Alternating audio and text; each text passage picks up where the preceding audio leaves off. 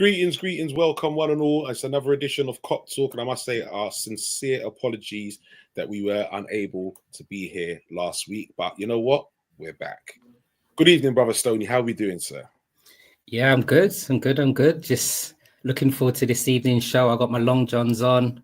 I was gonna say I had my Liverpool onesie before, but I didn't know if I could be rocking that on. hot water bottle, the whole nine, bro. I'm telling you, listen, out there today. And I left my first job and I went on to my evening job, my part-time job today. I was in the car. When I got out the car, I realized the difference in the levels. I was just like, It was a shock to the system, man. Seriously. Yeah. It's really here, bro. It's really here. And I heard it's only going to get colder. So, ladies and gents, you're right. The interesting thing about that is we should actually be prepared for the weather, even when it does change.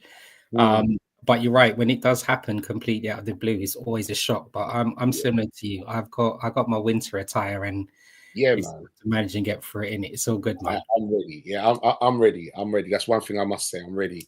I'm jogging out my long johns, everything, mate. I'm ready. Let's do this, man.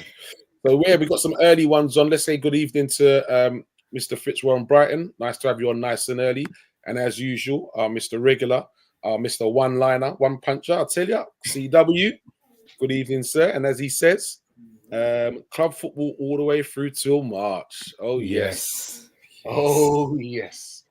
Because, of course, we have had that international break, which we will be talking about briefly as well.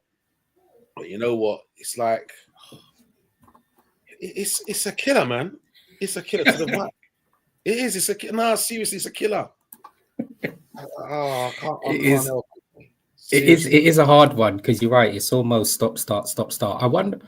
I don't have the answer to this. I wonder how they would ever be able to get around that. Where you've got the club football and all of the club domestic football, and then you've got the internationals. Because I agree with you. I don't think as much people will actually look forward to it, to tell the truth, especially if you're invested in domestic football as well.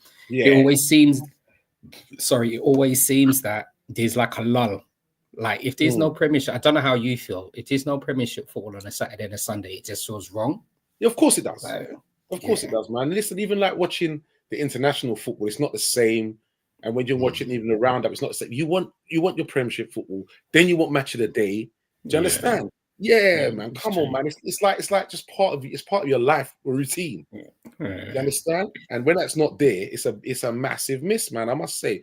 Let me know in the comments, people, how much you miss Prem football, the match of the day. Tell me, man. Let me know. Good evening, Amit, my brother. Nice to have you on board, sir. Amit is a die-hard red, I tell you, mate. Good. Jokes in our group, I tell you. What did CW say? He says, I'm still wearing a t-shirt. I don't bother with PJs. Yeah, you're of a different breed, man, CW. I don't know about you, man, but I stopped wearing t-shirts a few months ago already. Trust me. Straight jumpers, yeah? Oh gosh, it's true. Yeah, I even popped in the shops the other day and bought 2 more jumpers because I knew what time it is. Yeah, straight up. I don't give a damn, mate. Seriously, I'm on it. Here he is. Evening.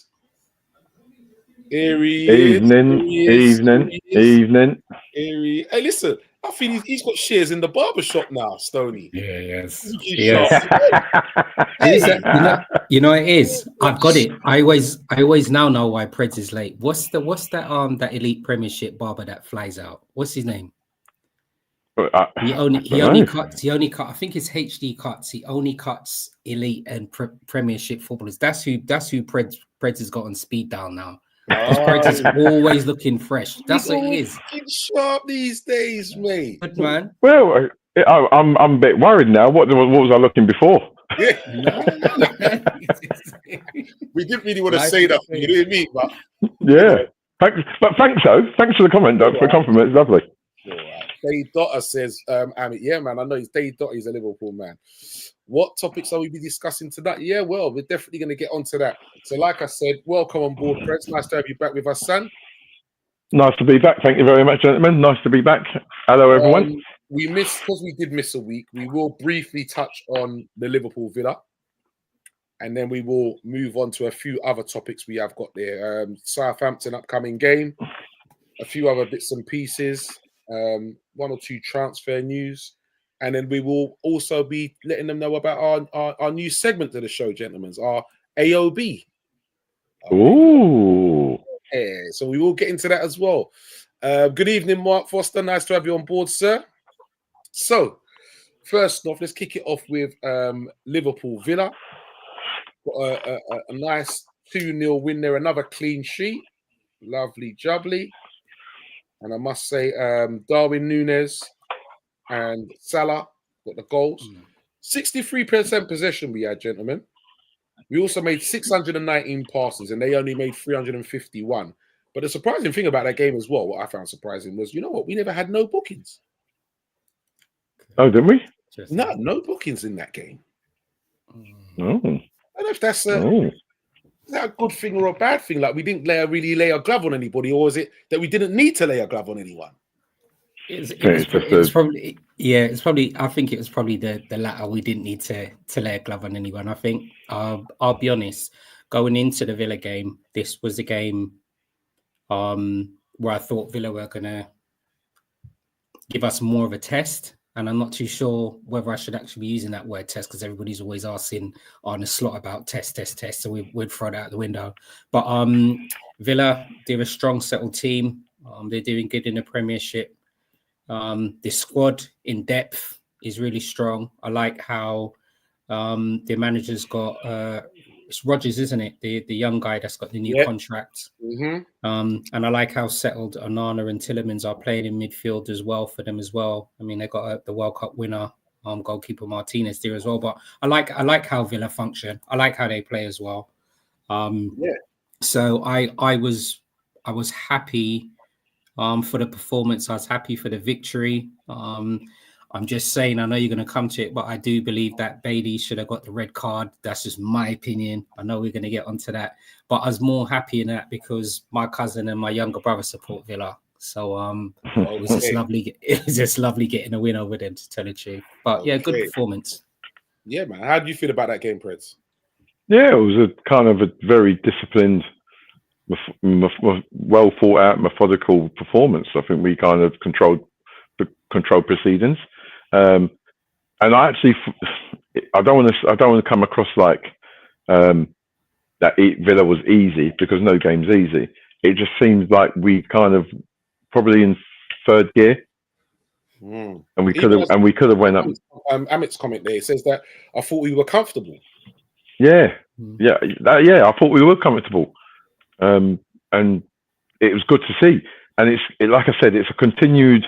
It's that adapting from being on the edge of your seat, like because of our football previously, to now kind of sitting back and going, okay, right, I'm calm. There's no kind of risks. The players are playing well. The crowd was on song, and it just seemed just another day at the office. Okay. Mark Foster says we passed the ball around like the 90s Barcelona team. We played with Villa. Remember, lads, CW says we haven't played anyone. I'm going to keep annoying Bibles about who we've played. We haven't played anyone. Yes. Okay. Aston Villa weakness was being hit on the counter. Yeah. Confident at home. This was an away, then be different story. But the way we've been this season, I'm confident in every game. Yeah, I thought we was very comfortable, to be honest. I must say, yeah. I didn't really think that Villa tested us, to be fair. Put us to the test. And they seem to be quite. They seem to be. No, and you know what was quite interesting from that game? They seem to. I know they play with a high line as well, but we had, I think it was 2 or 3 breaks from their actual corners. Yeah. And the last time I actually saw us break with that aggression was when I remember we had Sterling, Sturridge, and Suarez playing. Mm-hmm. That aggression from their corner and the way we actually broke. I mean, Núñez probably could have had about 3 or 4 goals in that game. Yeah. I'm still happy with his performance, but he probably could have had about 3 or 4 goals in that game himself. But yeah, no, I agree with you, Preds and RT. I think it was just a good game to watch as well. I like the speed and transition from defense to attack. For me, the only downsides, if there was any negatives, was Trent getting injured on the 25 minutes. Yeah. And yeah, that was probably the only downside, seeing Trent getting injured. But the other side of it as well is obviously seeing how much Connor Bradley is still progressing. And yeah, he was just a nice little seamless transition there, really. So yeah, good game. Connor Bradley, just because he's young, I think there's a little few things he needs to watch, and that's not to give away silly free kicks and fouls. I think that's one thing I've noticed about him. He seems like if someone's trying this, he gets a bit frustrated and he wants to rough him up too much. And sometimes it's just not necessary. Sometimes you just need to go with the play-ons. Don't dive in, man. That's the one. Yeah, but that will come. That will come with age, maturity, performance, and games as well. They can manage that out of his game. Then you'll be on par, mate. But you said there, which is quite interesting, because obviously he's a local lad as well. It's kind of like when, and I'm not comparing these two players, by the way. Right? Remember the first few games that Gerrard was playing? He was looking to like knock man into Scotland in terms of careers, bro. So I think it's one of those things as well. And he's a young lad. He's come through the academy, and he wants to possibly show his credentials and to say he's worthy of actually being in the first team squad as well. So I do like what Preds is saying. He's going to get game time. He's going to mature. He's got a good squad around him as well. But it's good to see him like that trajectory in terms of progression. So I'm quite happy with that as well. See, Aston Villa had a higher line than Simon Cowell's trousers. That's high. I ain't gonna lie. That's high. Very, very, very high. Alex says, our mindset was switched on throughout. Very true. He was. Don't lose focus for extended periods now. That's very true. It's a different kind of mindset. Slot has got them working differently and focused, and I'm loving it. I ain't gonna lie. Absolutely loving it. So yeah, that was Aston Villa. But I know Stoney wants to talk about the old yard man there. Is that Bailey? Yeah, it was. I just think, it was interesting, right? Because initially, I thought, I'm just going to say this. I thought it was good refereeing by the match official anyway. I was wondering where that was coming from. Right? So what's this? It's so interesting. When we broke him that position and Salah was running, I wasn't even looking at Salah and Bailey. I was looking at the positioning of the ref, to see his viewpoint. So when you can see the little tussle, Salah still going through, and then Nunes coming through, and the way in which Nunes had obviously finished it, I was looking at two things. I was thinking, well, it's good that he actually played the advantage, but Bailey got away with life, He got away with life. He did. Big time, because I think that goal was in the first half, isn't it? It's probably about 20 minutes, I think. So Villa would have then been playing with 10 men for the rest of the game there, and I wonder how that would have worked out. So yeah, Bailey got over, and he knew what he was doing. He definitely knew what he was doing. That's a little move from the dark arts. So yeah, I was rewinding it in my head. Would I have taken Bailey to have got the red card and then we play the rest of the game? Or on reflection, I'm just happy that Nunes scored, and I think it's the latter. Still a truth. I'm just happy. Like he took the goal really well, and I think it's quite evident with Nunes that when he doesn't need to think, he's probably more on target. When he needs to think, that's something that he has to work on. Yeah. Sorry? You trying to say he's stupid? No, I'm not saying he's stupid. I'm just saying that he's instinctive. Trying to lead me down the garden path in a stupid come around to you. We as professional out here, we can deal with that. Yeah, calling him stupid, Yeah, calling him stupid. I ain't calling him stupid. I'm just saying that he's a very instinctive striker, and when he doesn't have to think, he's generally on target. That means he's stupid. That's your words, not my words. Oh my days!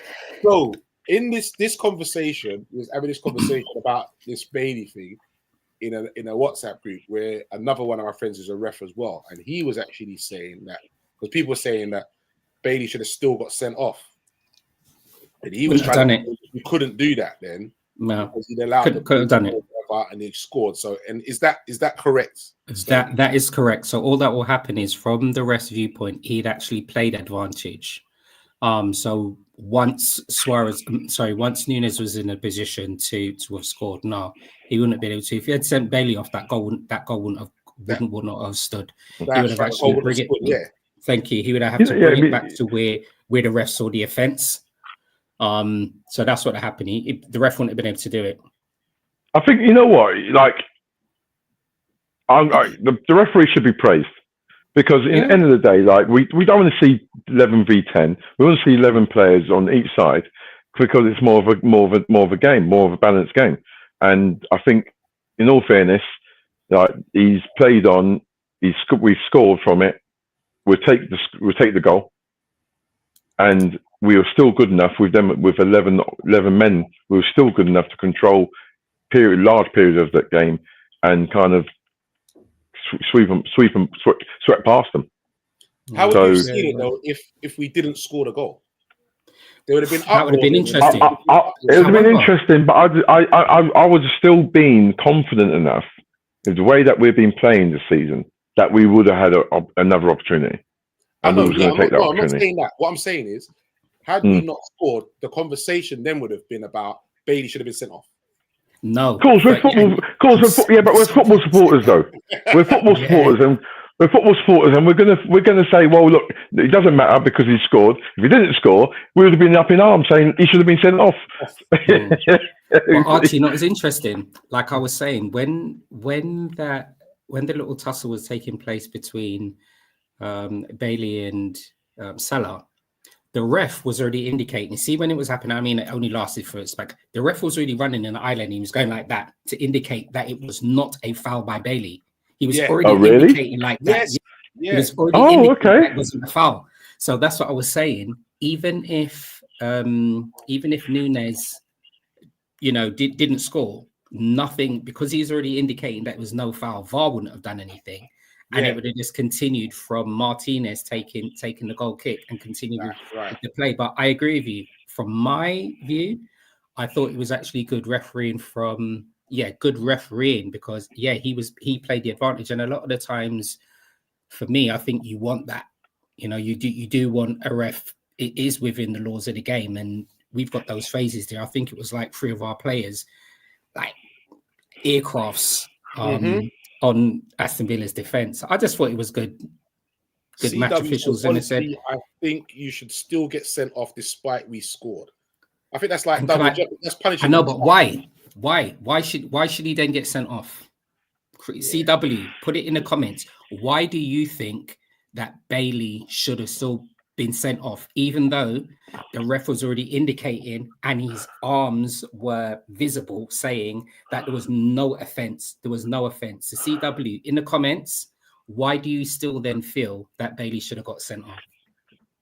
Nunes still made it bloody hard for himself with that touch and bloody scored. Shame he can't do that with the easier chances. I'm not saying that to benefit my team. I say it happens to other teams. If Aston Villa a problem for sending everyone up apart from keeper for the corner. Okay. So let me hit them in the break, innit? It's lovely. Yeah, it's nice. Well, really good. Another 3 points in the bag. We keep it moving, gentlemen. Keep it moving. Aston Villa down. It's another nobody team that we've played and won, as they say, because we played nobody. So there must be a nobody team. Even like Stoney said, they got a World Cup winner in goal. You know what I mean? Come on, man. Anyway, so upcoming game, gentlemen, Southampton versus Liverpool. We're away to Southampton. How do we see this game going, considering that also we have Madrid shortly, about 3 days after? So is this a time to rest a few and prepare for Madrid? How do we see this one? I would hope that Slot is still taking every match that we play, every fixture, game by game. I'd hope that they're not just focusing on the Madrid game. I know Southampton they're at the bottom of the league at the moment, aren't they? At the moment. But we still don't want any surprises. I think we've played Ipswich in that first game, which was quite interesting. It was a sticky one. It was sticky. We played Nottingham Forest, that was sticky. I know that Nottingham Forest's positions change at the moment. Came unstuck. And that's what I'm saying. So what I wouldn't want us to do is go into this game in the premise that it's going to be an easy game, and then you're right, we become unstuck, and then we're scratching our head. You know, at the beginning of the show, you mentioned about the international break. It will be interesting to see the players that played for the South American teams when they come back, how much training and rehabilitation time they've had and XYZ. But I just want us to go out with the strongest squad. We beat Southampton and then we can focus on the Madrid. I don't want us to skip and just think about Madrid because it may leave us hanging, and I definitely don't want that. Okay, Prince. Yeah, I think it's just the international break in it just kills momentum in it, and we just need to kind of get through the first 15-20 minutes. If we get through the first 20 minutes and start controlling it, because obviously Southampton, they're gonna chuck the kitchen sink at it, and they haven't won at home. They haven't won at home, and we just don't want to be. Their performances are getting slightly better. Yeah, they are slightly harder to beat now. Yeah, and I think playing us, they're playing us kind of judging where they're at with their performances are getting better and better. Yeah. You know what I mean? So it's like, well, okay, what's our performances like against the top team? And you know that with where we are positioned. Huh? What team do you say? What team? What team you said that they're playing against? The what team? The top team. That's the one. The top team. Just making sure I heard that properly. That's all. Bloody hell, you gave me a heart attack. I thought I'd done something wrong. I'm like, oh my God. I thought he was telling me off. He's telling me off again. What have I done? You're good. You're good there, mate. Yeah. No, we're top, and you know everyone's gonna have that extra 10% in it, 10-15% because of who they're playing, and it's just a case of we just need to go there with a professional performance. Kind of get rid of the ring rust. Like you say, it'd be interesting with the South American boys, whether who's going to start out of them. Jota, is he still out? Jota's, yeah, he's still out. Still out. Yeah, so he's still out. So, and to be fair, Curtis Jones, which, in all fairness, you know, he's on fire at the moment. So Slot's got a really, really, really good problem at the moment because of our position, our performances. No, everyone wants to play games. Everyone's chomping at the bit to play games, and everyone knows as well with Slot, if you don't perform, he'll take you. You'll lose your shirt. Yeah, 100%. He'll give someone else a thing, and everyone knows that.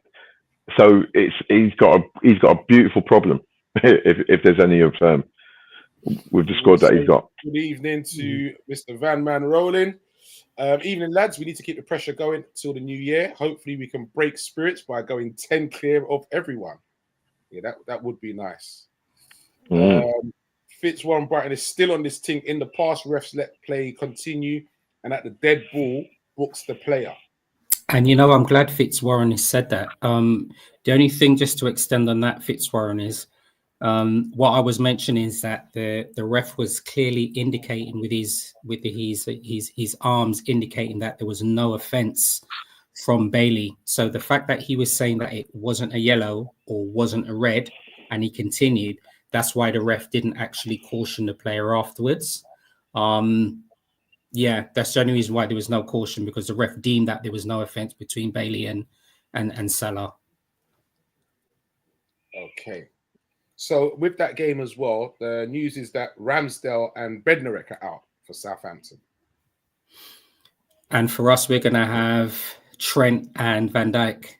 Well, they're saying that Van Dijk maybe it's a possibility because there was talk of right. So the drama was everyone's getting frustrated about was he's been sent home early from the Holland squad, so they took it was an injury, but apparently it was like the next upcoming game is a dead rubber.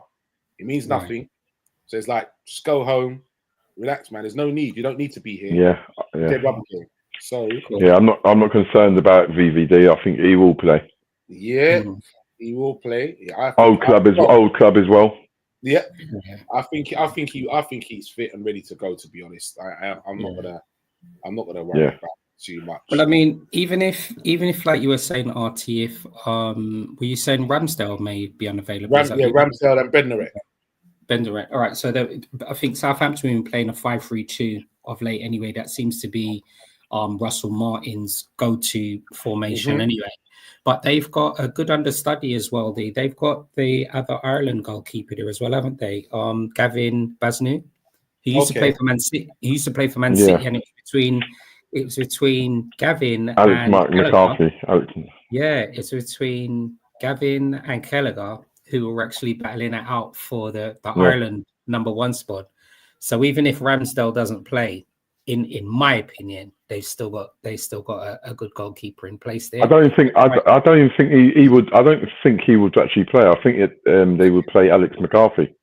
Fine. Okay. All right. Okay. And he's a little bit more senior as well, isn't he? Yeah. Yeah. I think they would. He's a good up and coming goalkeeper, and it's good to see good young keepers coming through the game. But yeah, Alex McCarthy, I would imagine, would be the understudy and would play if Ramsdale weren't fit. Okay. So CW says we should be comfortable versus Southampton. They're very poor defensively. My only worry is it's top versus bottom, and everyone's saying it's an easy win. So I'm playing it calm. Okay. Yeah, it's a potential banana skin, isn't it? It really is. You know what I mean? They've got nothing to lose at this moment in time. They want to win. They've got their own supporters. They've got the supporters backing them. They're at home. It's like, you know what I mean? Go out there and play. And they will do. It's just how Liverpool have to manage and control that. Yep. It just reminded me of something there as well.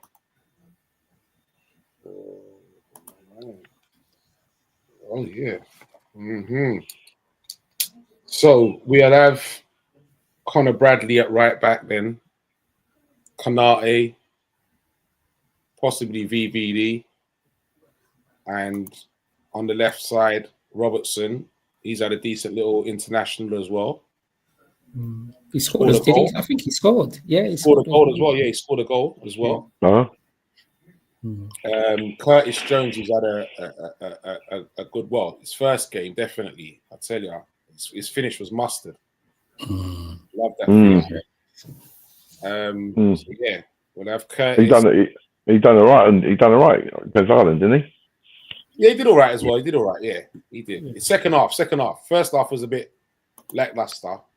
Yeah. Second half, yeah, definitely. So we'll have Curtis, McAllister. Ooh. Szoboszlai. See, now with that boy Szoboszlai, that's it. I'm not concerned about him. I'm just baffled by him at the moment. But there's a few people who are concerned, and some people in our group are saying, "Get rid." No, absolutely no way. I wouldn't get rid. No way. Saying, get rid. So what they're basing it on is saying that for Hungary, he's the big fish. But for Liverpool, he's a small fish in a big pond. Yeah, and he's had the opportunity of playing a 6. He's played further forward, and they're saying he's still not delivering. I think he's just a transition with a new. This is just my opinion. I think he's just a transition with a new formation in a new system. So, I think prior to Arne Slot's appointment, Dominic wasn't playing as high, right? So he's playing in the ambush behind the striker, right? He was playing a little bit more deeper in the 4-3-3. I know he's played in various positions for Hungary as well. I just still think he's finding his feet and understanding this new system. I think he's like 24. I want to entertain any conversation about getting rid of this guy. That's just absolute bananas. I'm confident he'll find his feet. If it's something where he's not able then to kind of make sure that at number 10's his role, then he has to fight it out with McAllister, because Ryan has to play in that deep line midfielder. So then Dominic has to find his position in somewhere else, and I'm confident that he's going to bear fruit. But to say that we're going to move him on, I think it's bananas. The thing that we've been screaming out for the last few years is a squad with strength and quality, and I also think that he complements the squad in strength and quality as well. So he's 24. I think there's no need for us to have any level of impatience here. It will be bananas. Yeah, I'm just baffled. I'm not concerned. I'm just baffled. I think, you know what, to be fair, Stoney, I think you've kind of unpacked some bits of information there, which I'm kind of now thinking, oh, you know what, me being baffled, yeah, you've kind of unpacked it. And I'm now understanding a little bit more about him, his situation. And I actually want him to do well. And I agree with you. We shouldn't entertain any conversation of letting this boy go. Yeah. It's too early for that for me, mate. Won't be shocked to see Bradley, Tsimikas, Gakpo, Nunes all start versus Southampton. Diaz will play the big 2 games after that, along with Trent if he's back. CW says that VVD will have a nice reunion with hospital bed model Adam Lallana. Yeah, he's back there as well, isn't it? So yeah, I mean, there's a lot of potential headlines in this game.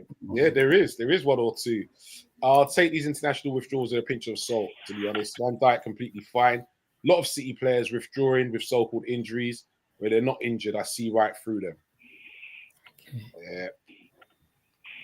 Van Man rolling. He says, if we can rest VVD till Man City game, we have earned that right at the moment. The Real Madrid game is not a must win for us.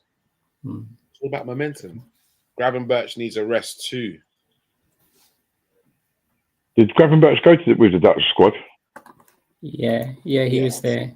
Yeah, he was there. I mean, what would be interesting is who mentioned that about Gravenberch needed a rest. RT Van Man.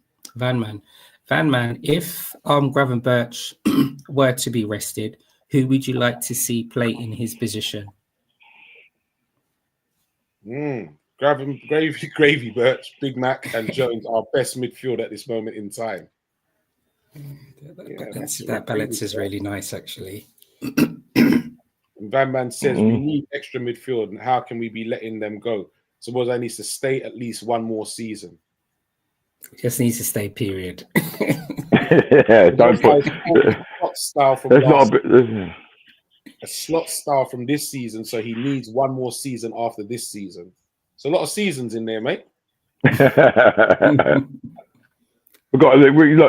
think, like Stoney said, I think we've got to be patient. There's no doubt he's got potential. You can see what he's like at Hungary, and it's just a case of finding his feet with the formation and what his role and responsibilities are. I see this boy kind of accelerating upwards. I hope so, but what I'm seeing and what I'm gathering, because I'm watching him as well, and what I'm gathering is, all right, so now he's playing in a different style, a different position from what he was playing under Klopp. But it's not just about the position that you're playing; it's about what he's actually doing when he's got the ball, and that's the concerning thing for me with Szoboszlai. Like, he's got the ball in good positions and he's making bad passes or bad choices. Now that's the thing for me. It's not like you don't know your position, because he's there and he's got the balls, but it's what he's doing when he has the ball, and that is the worry. A lot of it, I think, as well, is also coming from when he first came to us and how he first started with us. He was like, this guy is like, he's the man, and he's not hitting them levels again. And I think that's the concern of what people are really looking at, and that's what they're talking about. So maybe like what you were mentioning, RT, maybe this is going to be a level off season. So I'm thinking when I know these players play in completely different positions, right? But remember when Bruno came from Sporting to Man United, when he came over, he was like a gunman, and then he leveled off, and then he became, you know, he progressed marginally in his position here and understood the Premiership. And I think it's going to be, I think it's going to be the same thing with Dominic. I still believe, like we were saying, it's a completely different system, a completely different formation, a completely different area of the game that he's being asked to develop himself. And I'm kind of being a bit selfish here. And I'm thinking, well, we're just mentioning one player that may not be playing to his potential, but collectively he's contributing to the team actually winning. Oh, maybe he's playing more of a team performance. Yeah. His running stats are through the charts. His running stats and his movement and his heat maps when he's playing is like nothing's changed. I think Art is right. It's just in regards to the quality when he has the ball and his decision making with it. But it's with confidence in it. Footballers, they say 20% is talent, 80% is confidence. And I think when he just gets that little bit of, when he gets that break and he has that performance, and hopefully he gets that performance Saturday, well, whenever he gets that performance, and then he has to kick on from it. What they're saying is they want to see him contribute more, assists and goals. Yeah. He's that sort of midfielder who does that. I think at the moment he's doing a job for Liverpool. When he does come on, he's got energy, he's got legs, and the boy's good. Got no doubt he's got talent and ability. It's just you just have to be patient. Patient. I was going to say patient, but I mean, look, we got to allow players to grow in it. He's 24 years old. Like you said, he came in like I use a term that Stoney says, like a gunman. That's like old money nowadays. Football terms, you know, 24. Yeah, old money nowadays. Football terms, you know. Am I gone, man? Season baller. Yeah, you know what I mean. So, yeah, am I baller, man? Am I baller? CW says, yeah, we got 4 seasons. All right, autumn, summer. All right. Hey. All right. Vamo says versus Southampton, Sabos, Endo, and Jones. That's to your question, Stoney. Okay. Who you want to see in there? So he says Sabos, Endo, and Jones with the big guns on the bench if needed. Okay. Oh yeah, and Harvey Elliott is back in training as well. I mean, so he's been out of his broken foot, isn't it? So I think that's he's back in training. So yeah, that's a good. I'm quite kind of intrigued with Elliott because he started off really well in pre-season, and I know that's pre-season and X, Y, and Z, but he really did a pre-season. And I'm absolutely gutted for the kid that he got injured and he couldn't build on that kind of strong start. You know what I mean? So I'm actually quite intrigued and excited him being back in the fold where he's going to be. And I mean, that's something that's to look forward to. There's a bit of controversy here. Peter Raymond, nice to have you on board.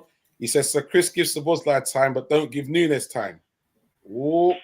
All right, lads. All right, lads. Sit back. Let's just sit back, get the popcorn. Let's happen. Chris. Oh dear, it's on. It's on. I think Nunes has had a bit more time than Szoboszlai,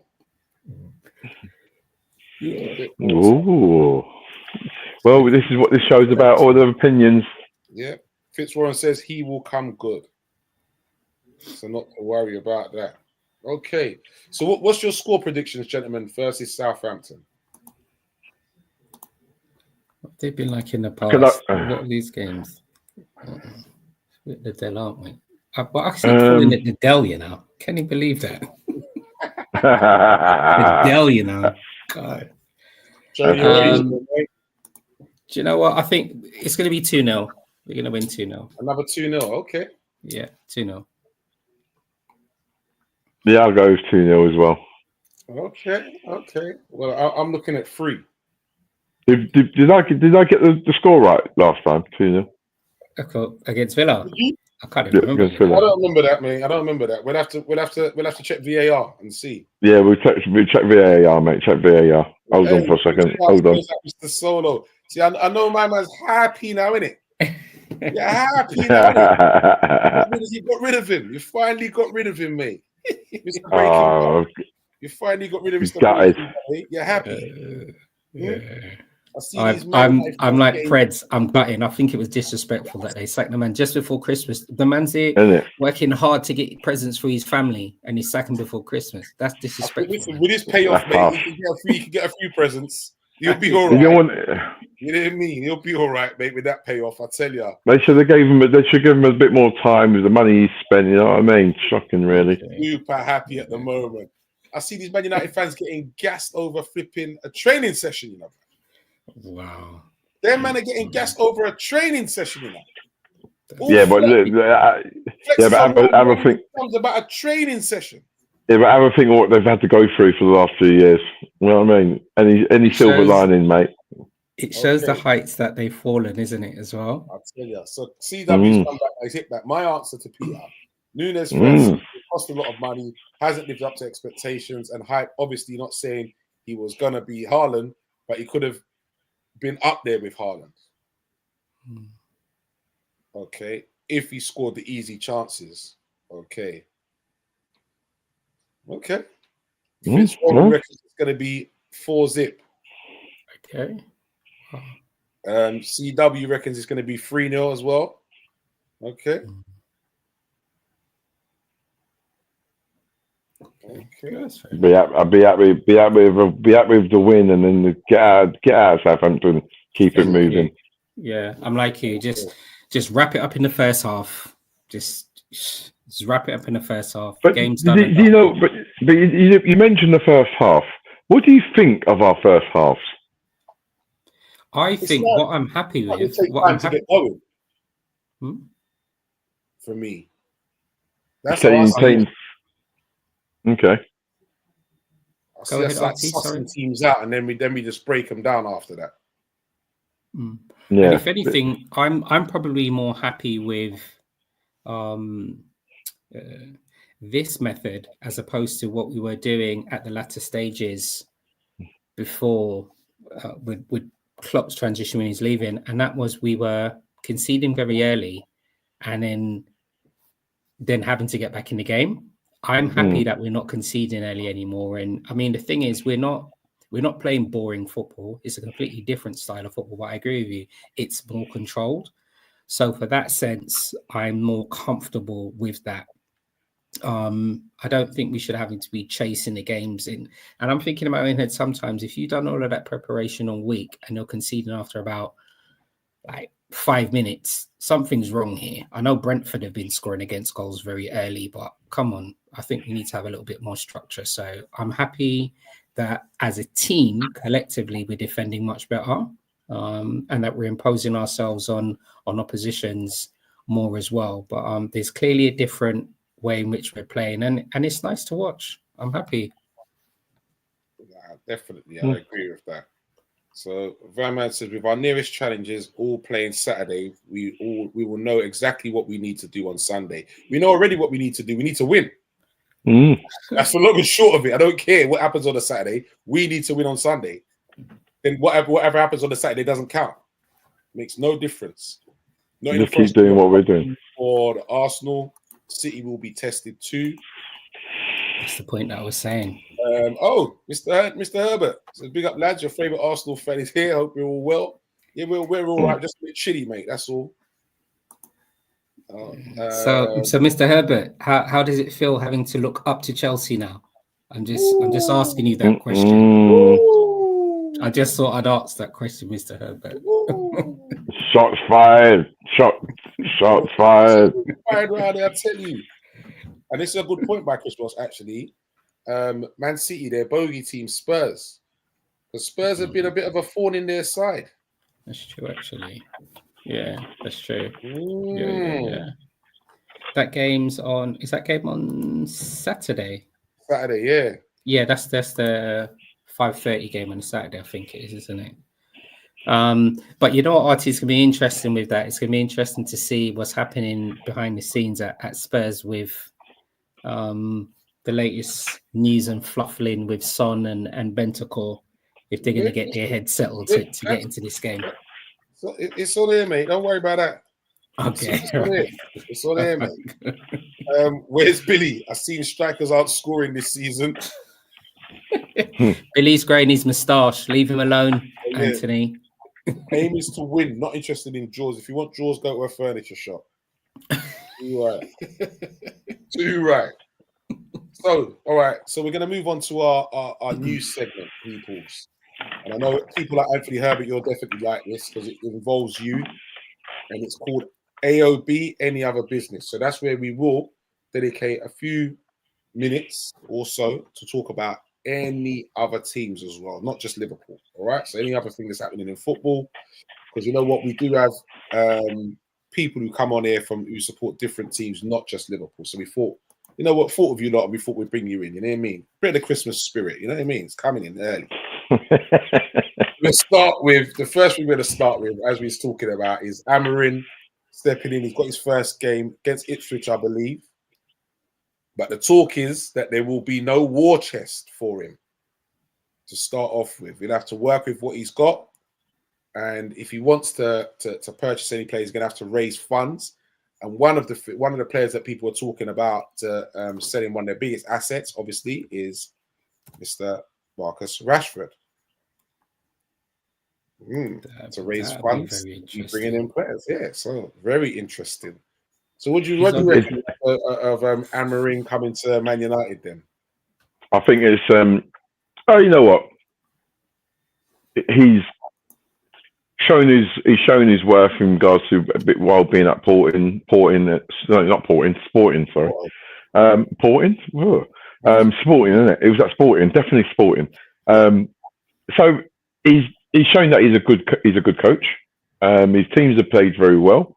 And Man United, whether he's going to be successful with Man United, we'll soon see, innit? But I think it'd be highly anticipated his first game, like any new manager's new game. And I think with regards to Rashford, I don't know, man. Like, it's sad to see he's lost his way some way in football. It looks like, you know what I mean? Like he's done all the great work off the field and X, Y, and Z. It just, I don't know, what is it? It's like we see this now and again, don't we? Like we see these players who, you know, blow up early doors, media all over them, you know, hyping them all up, and then it just seems like he's just gone. You know, there was one time he was actually, when he dubbed like the British Mbappe. Mbappe, yeah. Oh yeah.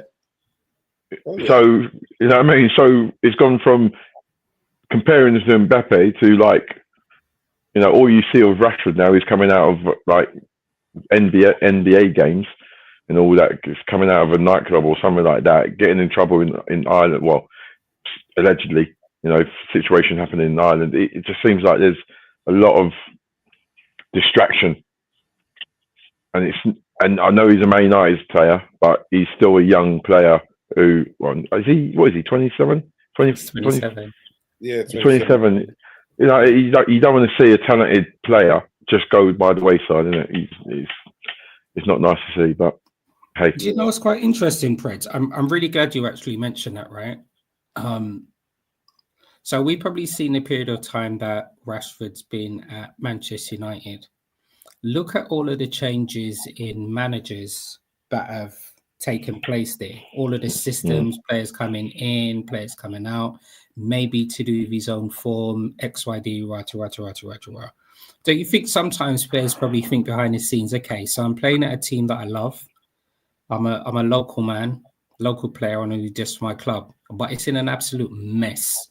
I still want to stay here, but if they're constantly changing, regardless of what he now thinks about the team that he actually loves at Man United, with all the changes, he's probably thinking after a while, well, he just needs to be in a settled environment where he can play his football. And for a long period of time, that environment and structure at Manchester United have not been there. So maybe it's just not all about Rashford. It could be also Manchester United could be at fault for what's happening in his own football performances as well. And I'm only thinking of an example of something like this, right? So if we think of Ten Hag, I think Rashford has indicated that his favoured position is the left side of the forward position. So regardless what formation it is, whether it's 4-4-2, 4-2-3-1, 4-3-3, whatever, he just prefers being on the left-hand side. I think Rashford's strength over the years have been more offensively. And like anything else, all players need to have some form of defensive tactics and understanding. But maybe the managers that are there are not getting the best out of Rashford. And that's the way that I look on it a little bit. So with Amaran coming in, it would be good to see, similar when Arne Slot coming in at us, it would be good to see a new manager coming in to see whether he can put a new lease of life into Rashford so we can actually see how he can play. Because you're right, 27, he should be hitting his prime, right?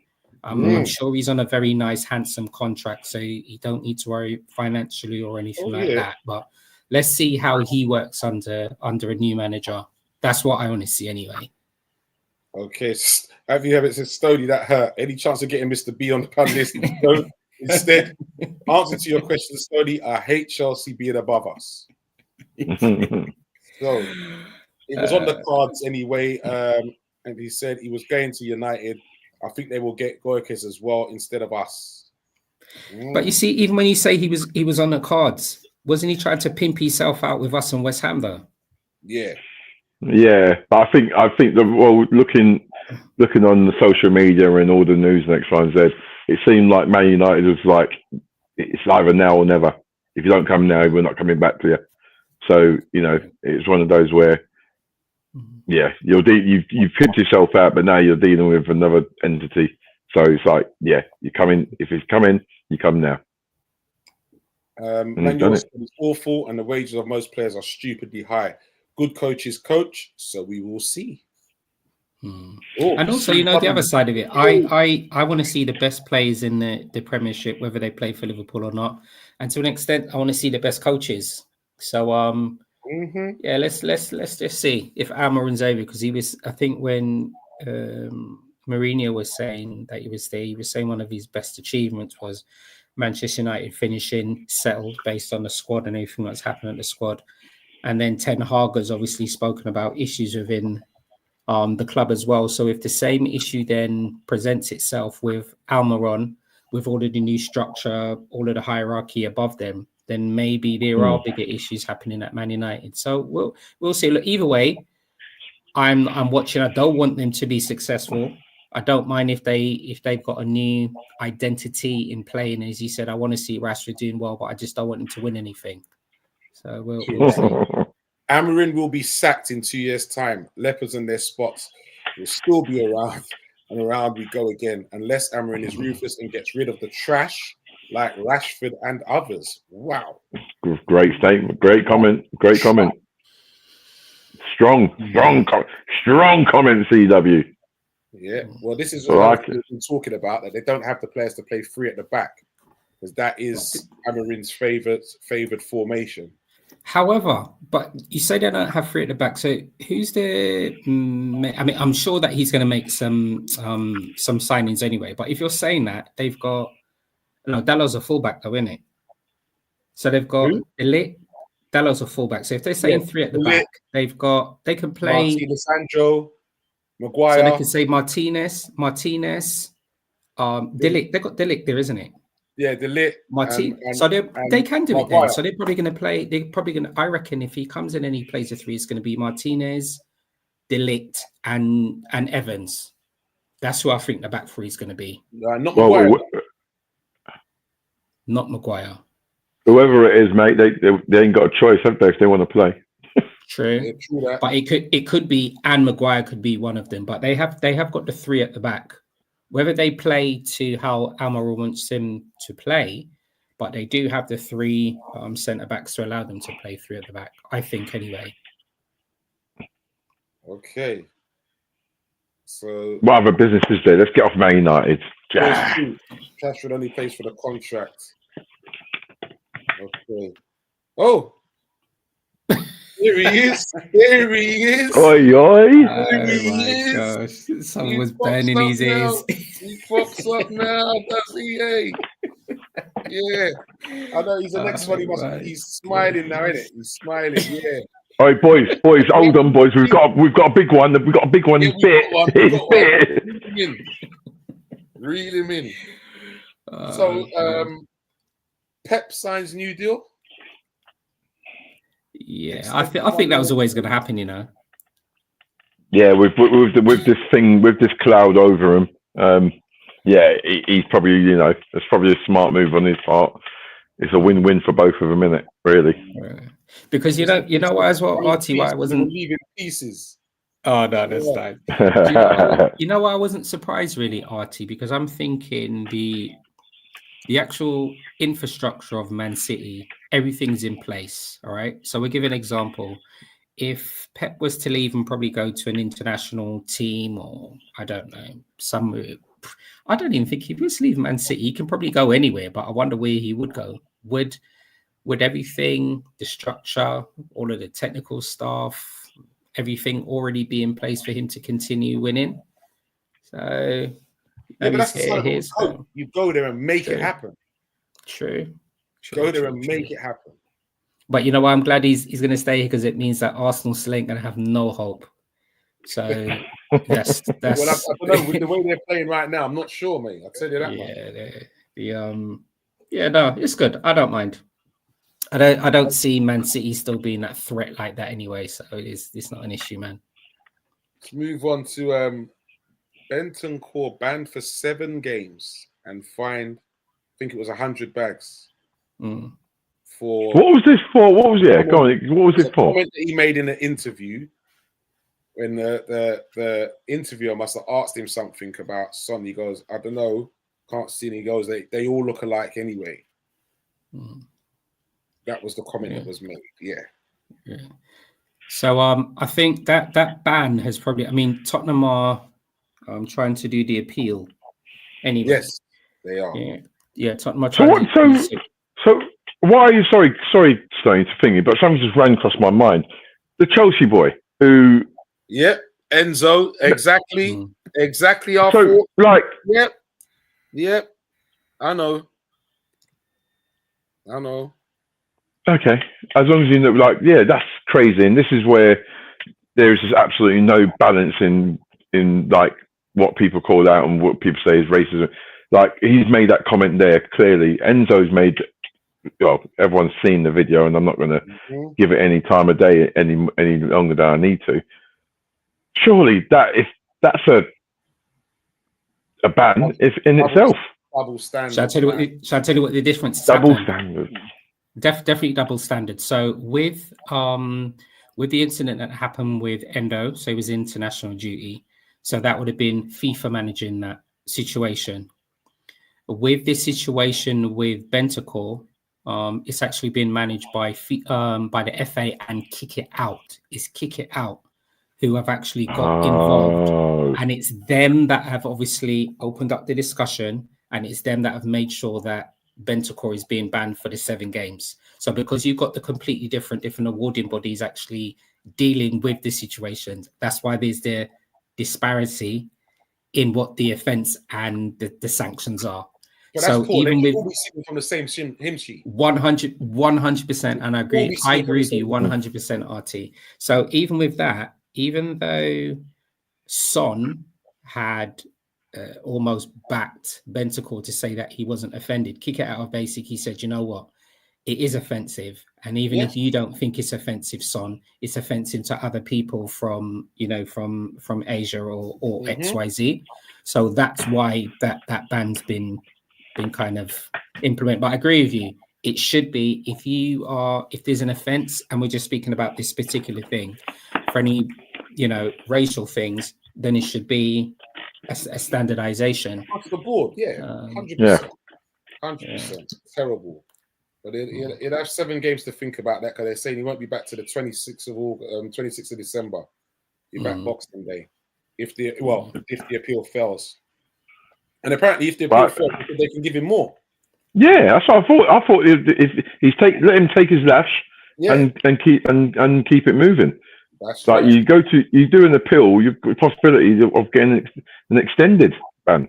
So you know why they also want to do the appeal as well. From I've got a fair amount of friends that support Tottenham, so they're not really happy with their current manager at the moment as well. So it's maybe Bentancur is a settled player there. I don't think he wants any wiggle room where he hasn't got collectively his best group of players, and then he ends up getting sacked in the new year. And also, I suppose for Bentancur, if he's being suspended for 7 games, then he's actually got that tarnished underneath his own record as well. Yep, So, 100%. So CW says, yep, moronic behaviour from Bentancur. I fully agree. Mr. B did ask if he could ask us a question, and I think I will go to that before I go to our next any other business point. So Mr. B says, are you surprised at how well Slot has started? And if you don't buy in January, can you keep it up? I'll answer last on that. Okay. All right. Well, I'm not surprised, to be fair, because like Stoney was just talking about with Pep and Man City, everything was already in place with Liverpool.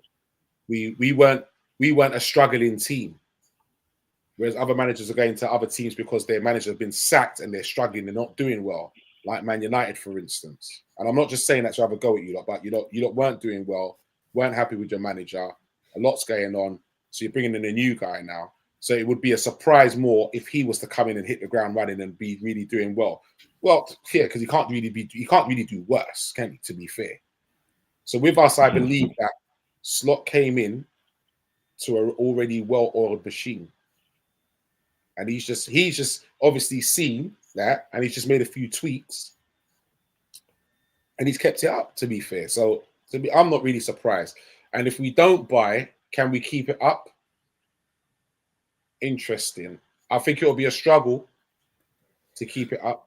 I would like to see a couple additions at least, but I think we'll still be there or thereabouts with what we've got. To be fair, Freds. I'm not actually surprised he hasn't. I'm surprised, pleasantly surprised in how he started. And I'm not surprised that he hasn't we didn't buy anyone in. And because I think as a manager, like you said, he didn't come into a struggling side. He come into a very strong squad. So him himself has to analyse and evaluate the squad and see what he's got. And he's also prepared to give the players who are already there an opportunity to get on the same page. And it seems like a lot of them have taken that opportunity. And you can see that he's a different manager with different ideas, but we're getting results from his coaching as well and how he looks at the game. Because that's what I mean. The first half, sometimes it looks like it seems like the first half we're kind of working them out. And then every time, second half, it seems like we've worked them out and we then go on. Yeah. It's like a boxer. And yeah. First few rounds, it's working it out. Okay. Now I see. Yeah, it's bobbing and weaving, getting in rhythm. So, and you know what? I won't be surprised if we don't get anyone in January because I do believe we've got enough in the squad to keep it up. Okay, so that answers your question, Mr. B, but I'm sure Stoney has something to say on that. No, I can only really echo what Preds was saying as well. And I think the thing is, I think even before Edwards came back to the club, I think any purchases or acquisitions that we make are always going to be right for our club, medium and long term. So even if we don't purchase anybody in January, to me, it just means that whoever we're going to sign at the end of the season are going to be the players that's going to be best placed for us moving for the following season as well. What I don't want us to do is make any knee-jerk signings for the sake of it. I just want to make sure they complement the squad and that player or players are able to come in and play in an image as what Slots actually asks us to do. Pred's hit on a really key point there as well, and he's mentioned about coaching as well.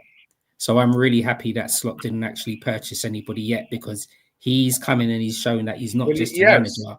He's purchased one player. I mean, okay, one player. Okay. Even though they don't play much, but okay, I respect that. But he's obviously coming and show that not only is he a manager, but him and his team, they're able to actually coach players. And that's, for me, that's the key thing. Yeah. I think we are in we're in a situation now in football where everybody is just buy. We don't need to be stockpiling. If you've got your coaching badges, you should be able to coach. So come in, make an assessment of those players, coach them. If they're not able to meet your expectations or the levels that were expected, then, you know, they probably move on, or then they form part of the squad. But I'm really happy that he's coming and he's managed and he has coached our squad. That's what I'm really happy with. And I'm also happy that we haven't had a drop-off from the level that Klopp had actually got us to. That's what I'm really happy at. That was my only thing. I just hope we don't have a drop-off, because Man City were in good form and Arsenal were in good form. But we've shown that we are an elite club and we're up there and we're in the conversation. That's what I'm happy with. It's all right, Fred. Mr. B, you're welcome, son. You're welcome. All right. Cheers, mate. CW mentioned about Liverpool being 10 points clear of Man City. Then Man City might be thinking about, they've got a huge mountain to climb. But Peter says, what about Arsenal? Because he's not mentioned Arsenal in this challenge as well, just Man City, to be fair. Our next point of AOB, gentlemen, has got to be one of your brethren, Stoney. Mr. Coo. It's got to be one of Stoney. One of my brethren, you know. Let me tell you something. I think somebody threw him underneath the bus. This is where I'm at. This is where I'm at. Check this out. Check this out, okay? Right. So we've all got our careers. We've got our own professions, right? And we know how we conduct ourselves when we're in a work environment. But what we do socially and when we're away from work is our business, all right? So I may conduct myself and say certain things when I'm in work, but when I'm at home, I may have a softer tone. What I say in the privacy of my home, I don't expect anybody to record anything than to put it out in the public domain. So this is my opinion, yeah? That person who's done that to him has stitched it up. That is the man's opinion. If you don't like Klopp and XYZ and he's using unsavory words, then so be it. Somebody has put that into the public domain and they've set him up. He's a human being at the end of the day. It doesn't bode well. It doesn't, but Artie, he is a human being. It doesn't matter. He's a human being and we all have faults, regardless of his profession. If he's not made half them decisions against us or whatever, or not given certain decisions against us, then it probably wouldn't look so bad. All right, that's fair enough. He's human. But when you see, then you start to see a bit rare. Well, hold on a minute. It looks a bit, all right, then what's about him snort, doing a bit of the old Colombian Martian powder then? He's human. What people do, listen, what people do away from their profession and their careers is their business. Doesn't make it right. Doesn't make it right. Guess what? Life is not right or wrong, As I said, every single person under the sun has faults. Every single person under the sun has faults. It's just that his faults is now in the public domain. But let's look at it this way. I know me and you, I can't remember I know maybe Prez as well. We all rely on a DBS for our jobs. That's correct. Yeah. So we know that in our private lives, if we mess up and do something wrong, we could then lose that DBS and then lose our jobs. And that's in our private lives. That's correct. So we know you have to conduct yourself a certain way. You do. But I think so. He's in his house. Yeah. He's in his house, RT. He's in his house. Who's recorded that has set that. Whoever's recording that has set that out. And I'm glad you actually said that. And I'm just going to go back to the example you were saying. So in our careers and our professions, we do all need DBSs, right? So I'm just going to give you an example, all right? We're all aware of safeguarding, welfare, XYZ. I can be here, come off camera, and we're not on live here, and I say something unsavory, and one of you guys decided to record it and then post it. That's me. That's me messed up. So I'm saying that is the equivalent of it. Even though I know what I'm meant to be doing in my career and profession, and I'm aware of everything, what I say privately shouldn't be put in the public domain. Somebody set him up. If that's how he feels, that's how he feels. Seriously. Anthony Herbert says, agree, Stoney. Never trust the man behind the camera, especially when it's a mate that posts it on social media. It's bananas. Look what they did. Remember when I think it was one of no, it wasn't actually. No, I take that back. I'm not going to mention. No, I think it's only. I think the more concerning thing is that, like, look, everyone has opinions, and you know, what he said wasn't right. But the bigger thing is like, whether he was pissed or not, I some way blame him in regards to holding responsibility, because it's like, hold on, mate, you're pissed, but surely, like, you know, when someone's videoing you, innit? You know what I mean? The video was in his face, like they're holding up the phone. Yeah. So, you know what I mean? You've still got to have the presence, even if you want to enjoy yourself away from your life, and kind of everyone has to de-stress it in their own way. Cool. Mm-hmm. But you still got to have your wits about you. You still got to be on your toes, especially in regards to him being a high profile. He's a referee in the Premier League, so you know he's still got to have that sense of knowing what he's doing and what his surroundings are, like what his surroundings are. And you know what? I'm glad you said that, and that's for me why I dislike this modern day thing about everything, all of this camera and recording and uploading and stuff. It's too much snakes and grass and bad mind people out of road, man. Keep your phone in your pocket. So, but the thing, you know, but you know what the thing in your games, yeah, he certainly did, mate. Yeah, but the thing is, this is like the other concerning thing is, this was 4 years ago. Yeah. So, like, you know what I mean? It's like is odd. Yeah, that's what CW says. The timing of it was odd. Clearly on the drink, it was beer's another thing he did. I'm pretty sure half of the population do that. I agree with Stoney. Also, Mr. B says, don't refs get drug tested as well? Why, Mr. B? Why should refs get drug tested, Mr. B? Just pointing it out there. They're performing without any bias, bro. That's why. They're performing without any bias. Or they ain't been on the Colombian marching powder, mate. Bloody why. Hey, have you not seen that clip of the Sunday football when the gaffer's giving it? I told you not to go out. You promised me on Tuesday. And you got half a Colombian powder on your nose. It's absolutely brilliant, mate. Absolutely brilliant. You know what the killer is like? You promised me on Tuesday night. Yeah. You wouldn't go out. It's absolutely brilliant. I tell you what, when they promised him on that Tuesday night, they must have looked at each other and gone, just tell him what he wants to hear. You know what I mean? Absolutely brilliant. I'm telling you. Reece James injured again. Yeah. What's going on? What's going on with this kid? Hamstring. He just needs to be. I think he needs to be in an environment with his heat. So he's clearly technically a very good player, and you know what? This is, you know, sometimes we see. We've probably seen players that are technically meant to be up there, right? And for whatever reason, they're not able to hit the heights consistently throughout seasons, and there's lots of things that will have an impact on it, right? Injury is one of them.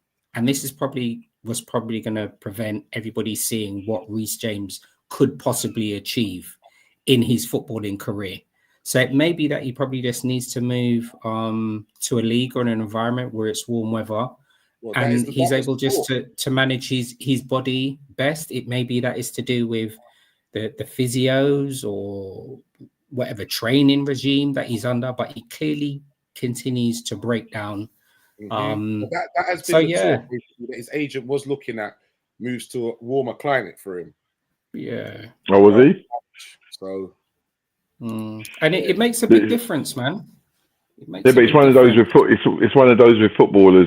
You know, when, like, not to kind of compare them to cars. You know, when you, like, old school cars, when you have something wrong, something else always goes wrong, and it's just a kind of continued knock-on effect. And that looks like every time he gets injured, it's just a knock-on effect. Yeah. And it's like, it's not even like he's not just not working in rehab on that one injury. they're working on the whole system. Do you think that they've pushed him to come back like too soon when he's come back? Like, do you think he should be playing like multiple games and that, or do you think he should be, eased back in? I think he was eased back in though, RT. And it must be so frustrating for him knowing that him and the team have spent so much time rehabilitating for him to come back, and then whatever's happened, like you were saying, it seems to be muscle injuries, and we all know that same thing as well. If you have one injury and then you come back, your body's still trying to fine tune, and then another injury comes, and I wonder if that's happening. But yeah, because you got to think like with the way football's set up now, and with the sports scientists, the physiotherapists, and X, Y, and Z that they've got at their disposal, like they wouldn't risk him. They wouldn't put him in if he wasn't fit. Sure. You know what I mean? Like if you go to a professional club, like if you go into the physio's room with a little injury or a little knock, you're out for 2 weeks regardless. Like that's it. You're not doing that for 2 weeks. But then it's just like, I'm not saying that. What I'm saying is like after that, like first game, like he came on or whatever, or he started, they took him off or whatever. But then after that, it's like he's playing back to back. Whereas like you might say, all right, you know what, let's just ease him in, especially with his history. Maybe let him rest and literally recover. You know what I mean? Come in the next game, maybe give him 60 minutes. You know what I mean? Like there must be something. We don't want to see players injured all the time, but sometimes they don't want your pity and sorrow, but it's like you do feel sorry because, like Sony said, he's clearly a talented player who has shown early promise and potential. And remember, for England, they were saying it was going to be between Trent and him for right back. Oh yeah, that's true. You know what I mean? So that's why CW reckons that Tuchel will now be looking to use James in his England squad as well. Well, if you can do 3 games in 1 week. All right, we're going to move on quickly, lads. Last 2 points, one for Preds quickly as well. There's talk now as well, rumours that Slot is willing to sell Alisson and Kelleher to accommodate new keeper and Jaros. Wow. You know what? Let Preds do that. I got a counteraction on that. Wow. You know what?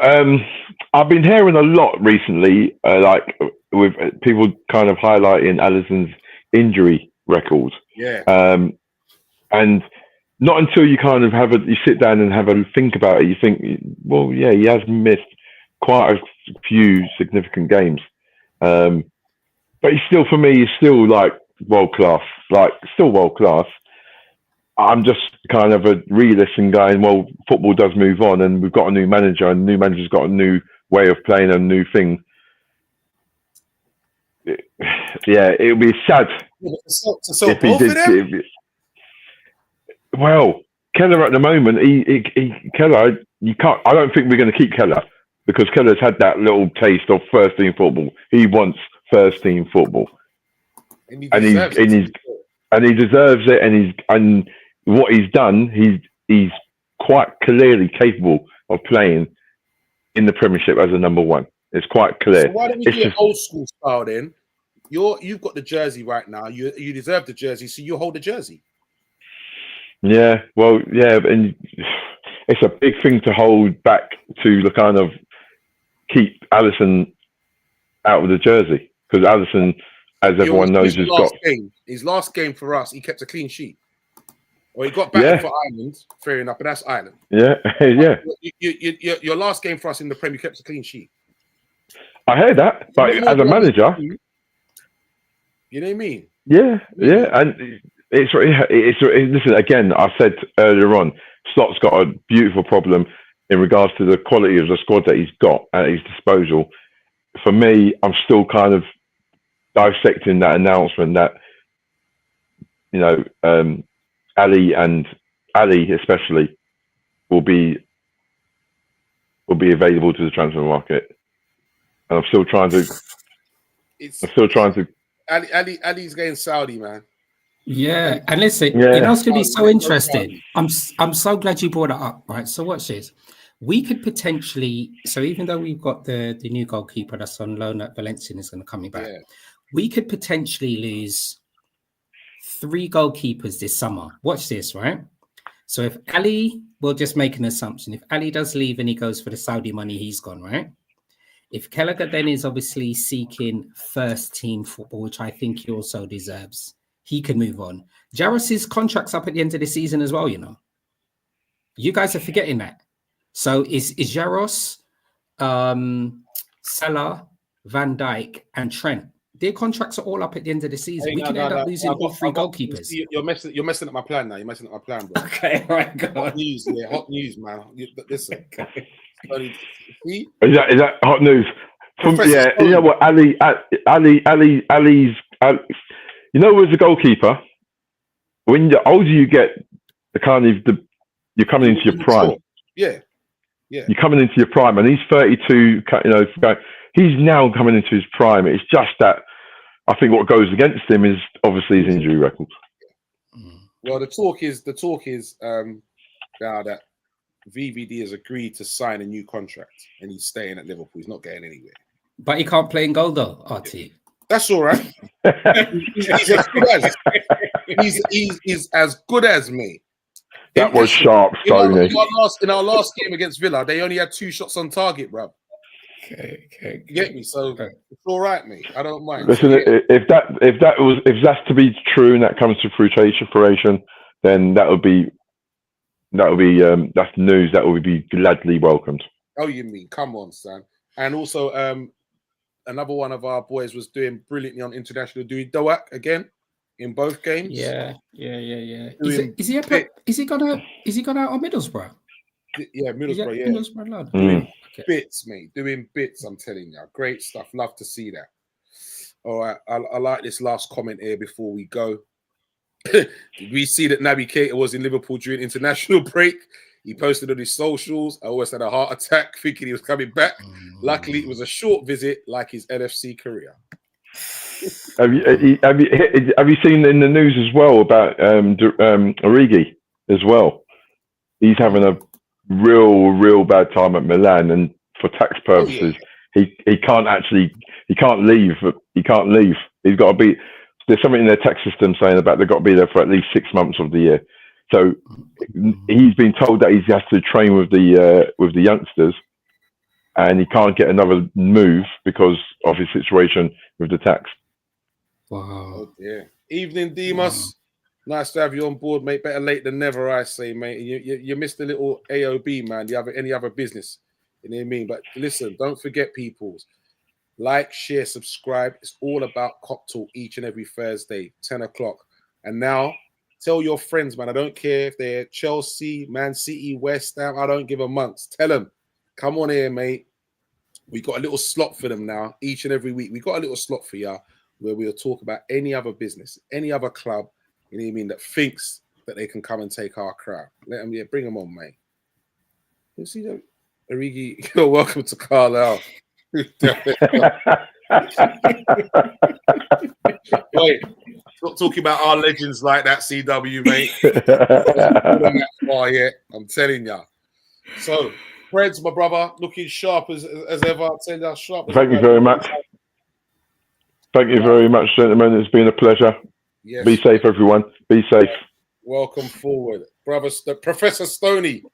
No, do you know what? Bro. It's really crazy. Like we could as when we opened the show, RT obviously apologized that we weren't able to have on the show last week. It's weird when you miss 1 week, it just seems like there's a void. It really seemed quite bizarre. So it's really good to be back. Thanks, RT, once again for hosting and allowing us to share our opinions and thoughts, not just on Liverpool, but with the new segment that you've got with the ALB. Really good show, and I deeply appreciate jumping on and sharing good content there. Thank you. Lovely. Thank you very much, man. Peoples. He's so articulated, that boy, isn't he? I tell ya. Push me.